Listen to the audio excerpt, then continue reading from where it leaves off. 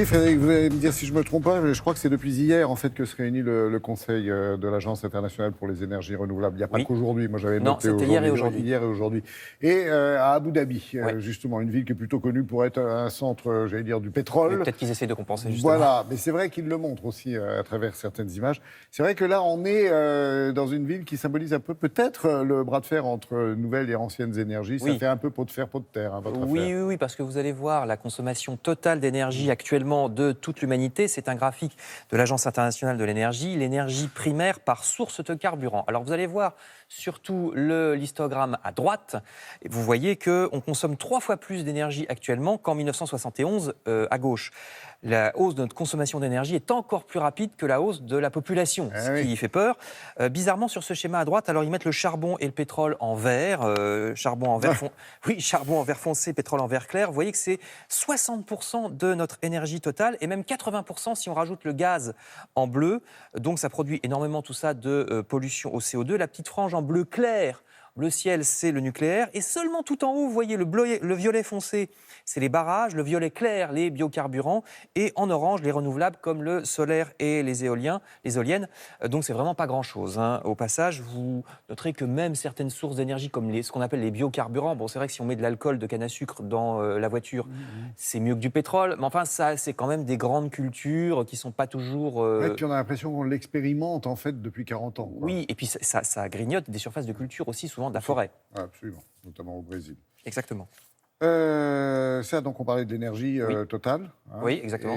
Mais il n'y a que l'électricité aussi qu'on peut mettre à part. Si on Ça prend mérite. l'électricité, oui. C'est vrai que l'électricité, c'est un peu à part, parce que c'est l'énergie qu'on consomme, c'est celle qui est le plus croissante. On a vu le chiffre. Hein. Et puis surtout, c'est un peu plus encourageant. Cette fois, je vous montre un camembert de l'Agence internationale de l'énergie, ça change. C'est vert. Oui, avec toujours le charbon en vert foncé, qui représente quand même 38% de la production électrique, hein. C'est vrai que nous, Français, ça nous échappe, mais il y a beaucoup de centrales électriques au charbon dans le monde. Le gaz est en bleu ici toujours, le nucléaire en bleu ciel, 10%.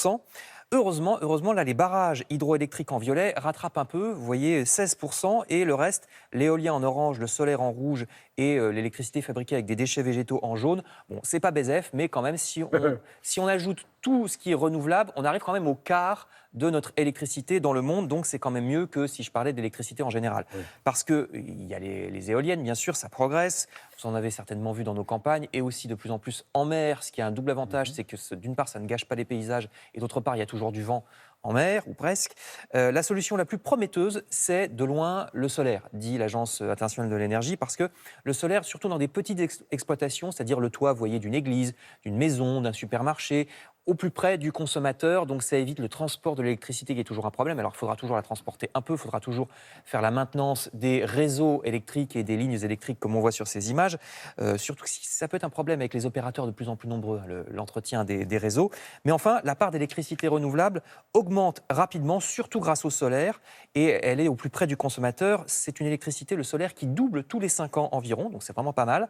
Et il ne faut pas croire que c'est une lubie d'occidental fortuné, hein. C'est vraiment pas ça, parce que des pays comme l'Inde ou la Chine, par exemple, qui ont des gros problèmes de pollution atmosphérique, ici c'est en Inde. Manger des carottes, je le rappelle. Oui, exactement, j'y pensais tout à l'heure. Ça vient des véhicules, ça vient aussi du charbon dans ces pays-là. Donc les panneaux solaires, pour eux, c'est une bonne solution, parce que déjà, ils sont de moins en moins chers. Ce sont des pays, en plus, en général, qui sont ensoleillés.